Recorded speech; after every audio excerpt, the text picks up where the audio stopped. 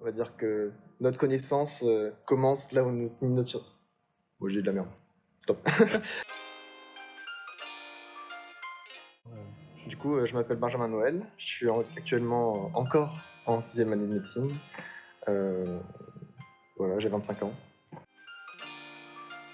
J'ai choisi médecine parce que ça alliait pas mal de penchants, on va dire. Il y avait un penchant très scientifique, donc ça c'est cool, intellectuellement parlant. Il y avait un penchant relationnel, donc on fait pas que être sur un bureau par exemple toute la journée. Il y a un penchant très utilitaire où on va dire que quand on a fini sa journée, on se dit moi, j'ai été utile aux gens, j'ai pas juste travaillé sur un ordinateur à faire genre de l'Excel ou des papiers, même si on fait beaucoup de papier en médecine. Je me disais qu'il y avait un côté humain et stimulant, quoi, à la fois. Parcours très classique, école, collège, lycée public. J'ai fait un bac S, Parc Impérial, représenté. Et après, du coup, je suis rentré en P1. J'ai fait 2 P1, comme beaucoup de gens à mon époque, vu que c'était les 2 tiers des gens. Et après, là, du coup, je redouble ma D4, parce que j'ai pas eu le classement que je voulais, mais on espère. Alors le point positif, c'est que... non, il y a des points positifs. On soigne des gens, on est très sectaire, mais du coup, il y a un gros esprit de soutien entre nous. Ça se voit beaucoup plus une fois qu'on est dans le travail à l'hôpital, moins dans les premières années. Mais il y a un gros esprit médecine, même avec les autres filières de santé. Ça, c'est vraiment un gros point positif. Il y a un vrai travail d'équipe. Donc ça, c'est vraiment stimulant, même quand on a on va dire des baisses de morale, que ce soit dans le travail ou à l'hôpital. C'est vraiment bien de se dire qu'on n'est pas tout seul, même si parfois on s'enferme un peu. Et le point négatif, c'est que du coup, il y a une grosse pression là-dessus. On a tendance à beaucoup se comparer aux autres, vu que de toute façon, vu qu'on a deux concours à passer, on a très souvent tendance à se comparer aux autres, alors qu'au final, le plus important, c'est d'être en capacité de faire les choses qu'on nous demande et moins le classement en soi, qui n'a pas une véritable importance, quoi. De toute façon, il n'y a que en médecine qu'on connaît le classement. Genre, personne ne regarde les classements des autres par nous, en fait. C'est très bizarre. Donc, c'est ça le point négatif, entre guillemets, mais on s'y fait. Alors, au niveau de l'organisation des cours en médecine, alors en P1, je pense que vos tuteurs sauront mieux que moi avec tout ce qui s'est passé récemment, même si j'ai suivi d'un peu plus loin, vu que j'étais là quand ça a été les prémices. En P2D1, donc en 2e et 3e année, globalement, on a quelques cours introductifs pour nous présenter chaque matière qui sont assez succincts. Et ensuite, on a des polycopiés à apprendre. Donc ça reste un peu sur le système de Ronéo comme en P1, si ça vous parle. Et ensuite, c'est quelques stages vraiment très succincts chaque semestre, avec des partiels validés à la fin de chaque semestre. Globalement, c'est des années plus tranquilles, même s'il faut quand même travailler, et c'est des méthodes de travail qu'en fait on a apprises en P1, donc c'est vraiment toujours accumuler plus d'informations possibles et globalement avoir une bonne idée de chaque matière, de ce que ça représente. Ensuite, à partir de la 4e année, c'est le début de l'externat, donc c'est le début des stages à mi-temps. Donc maintenant, on a stage 1 mois sur 2, à temps plein, donc matin et après-midi. La distribution des stages, c'est par tirage au sort, on peut choisir à peu près où on veut aller. Et ensuite, pour les cours, c'est travail sur des collèges, donc c'est des gros bouquins de 3, 4, 500 pages en fonction des matières, où on a une dizaine de matières par semestre à peu près à préparer avec des partiels. Et en plus de ça, maintenant, vu que l'EDN, donc c'est plus ECN, qui est en début de 6e année, il y a une partie théorique et une partie plus pratique avec des écosses. Donc il y a aussi des préparations à l'oral avec des mises en situation pratiques, on va dire, en salle d'examen avec tout un tas soit d'examens, soit de cliniques, soit d'entretiens motivationnels, relationnels à faire avec des patients partenaires ou des patients modèles ou d'autres, on va dire, d'autres simulations. Donc il y a à la fois un apprentissage théorique sur les collèges qui prend la plupart du temps, mais il y a un apprentissage pratique très important à faire en stage, donc c'est bien d'aller en stage, de se motiver à bien choisir ses stages. Si on s'en fout un peu, on perd de la motivation parce que c'est pour ça qu'on fait ça, c'est pour le côté pratique. Et après, quand on est devant le patient, on ne peut plus choisir dans les QCM, donc il faut savoir se débrouiller. Et du coup, pour le côté apprentissage théorique, quand on n'a pas cours, on a, si vous voulez, sur un système de conférence, on a des QCM à faire avec des corrections soit en cours, soit en distanciel via Zoom, qui sont plutôt bien faites. Après, en fonction des professeurs, comme toujours, hein, mais globalement, c'est un système qui marche bien. C'est ça que vous ferez à peu près pendant 2 voire 3 ans, en fonction de votre motivation. Pour l'internat, on commence un stage en novembre jusque mai, et à chaque fois on change de lieu de stage qui dure 6 mois. Donc toute la semaine on est en stage, on est vraiment médecin, donc c'est nous qui avons des responsabilités, c'est nous qui allons voir le patient, c'est nous qui prescrivons. Et ensuite on a aussi quelques cours à côté, c'est-à-dire sur UNES ou en présentiel avec certains profs. À savoir que les lieux de stage ne sont pas forcément au CHU, ça c'est très important. Il y a des périphéries. Donc à Nice par exemple, un des périphériques ça va être Fréjus ou Antibes. Donc c'est bien de sortir du CHU pour voir ce qui se fait ailleurs aussi. Et des fois on se dit qu'en fait ailleurs c'est bien aussi. Donc il y a moins de monde et on apprend plus aussi au niveau de l'indépendance. Et à la fin de l'internat, en fonction de ce qu'on veut faire, il y a tout un tas de portes de sortie pour énormément de métiers et de postes différents en tant que médecin. Alors la principale qualité requise pour être médecin, c'est la patience. Déjà parce que les études sont très longues, donc il faut être très patient.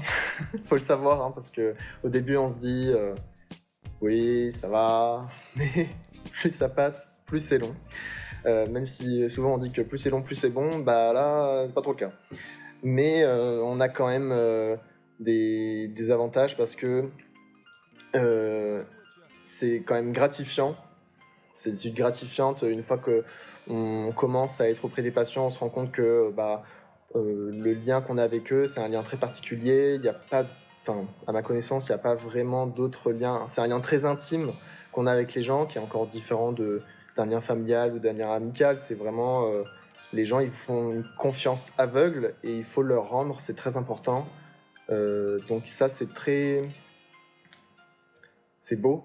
Genre, il y a des gens qui vous connaissent ni d'Ève ni d'Adam et ils vous font confiance pour leur vie, pour leur maladie, pour tout un tas de choses. Ils vont vous confier leurs secrets très intimes, donc il faut savoir leur rendre cette confiance-là.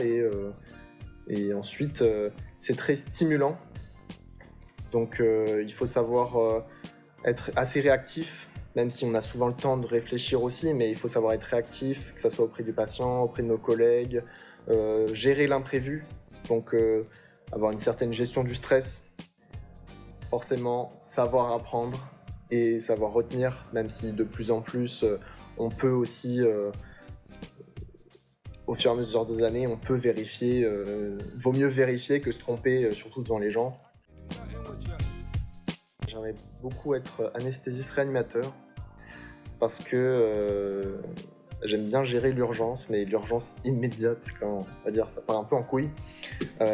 Donc l'avantage de cette spécialité, c'est qu'on fait la double casquette d'anesthésiste, donc au bloc opératoire avec tout un tas de gestes, avec pas que l'anesthésie générale, il y a aussi beaucoup d'anesthésie loco-régionale, donc mais plein de voix, on fait plein d'échographies, et aussi au niveau réanimation où il y a un côté très intellectuel, il faut réfléchir assez rapidement pour savoir ce que le patient a, avec un impact direct sur le patient, parce que c'est des patients qui vont pas bien et qu'il faut remettre, on va dire, en état de marche au moins.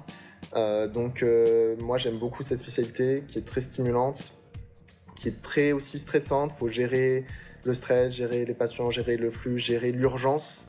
Mais moi c'est ça qui me plaît, donc c'est ça que je veux faire. C'est pour ça que je redouble ma D4 pour essayer d'avoir le Graal.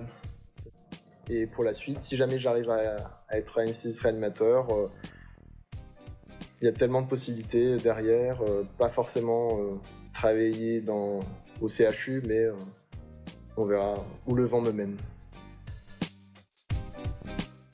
Pour les autres débouchés possibles en médecine, faut se dire que déjà, il y a autant de métiers en médecine qu'il y a de spécialités.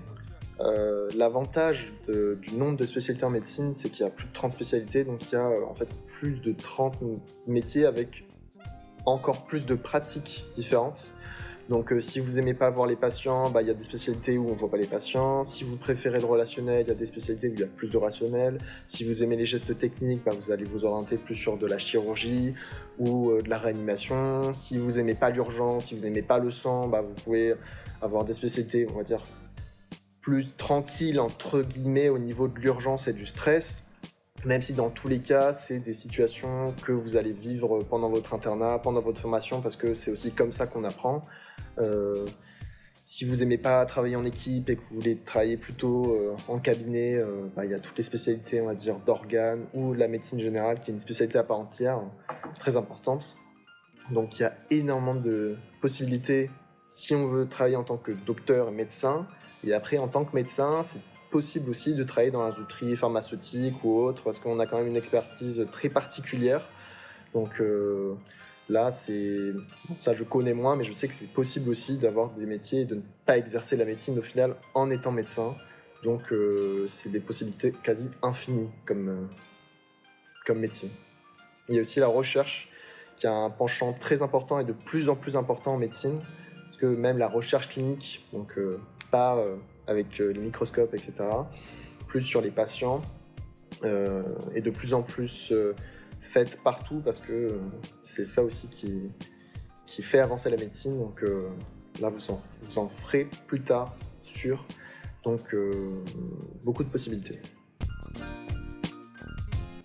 Un médecin, au final, ça fait beaucoup de papiers. Des fois, on a l'impression d'être un secrétaire, mais non, on est bien médecin.